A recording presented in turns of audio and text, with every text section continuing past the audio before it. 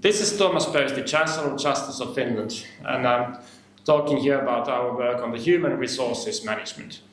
Intersection of human resources management, the public sector and the law is an interesting one. Nobody has a general right to become a civil servant, but there are many decisions in the public administration which are based on legal rights. And as an ombuds institution, we are interested about that the law is respected. If there is an access to court, which is the case in the majority of the decisions affecting civil servants, of course the priority is the review by the courts. And the ombuds institution are providing complementary legal protection.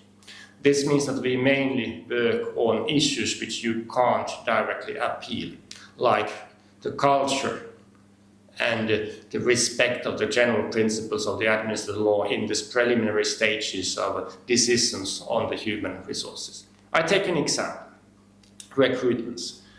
A proper recruitment requires also that it's planned, that the interview questions are appropriate, etc. So in our complaint handling, we have been focusing on the fact whether these are drawn on the basis of principles of good administrative law, meaning that the sole purpose is to finding the best person to the position and that the criteria of the position are properly defined, and then the final choices is reasoned in accordance, coherently accordance with those criteria.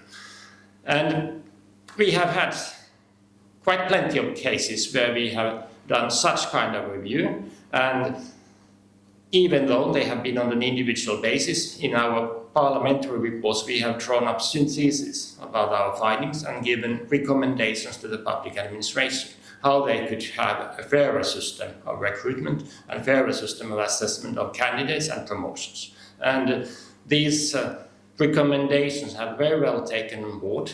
The current guidelines issued by the Ministry of Finance on the name of Finnish government for public sector recruitment, they on several occasions make references to our recommendations and the case law in our practice. And this continues to be one of our priority areas of work, given the fact that it's an important source of individual complaints to our institution.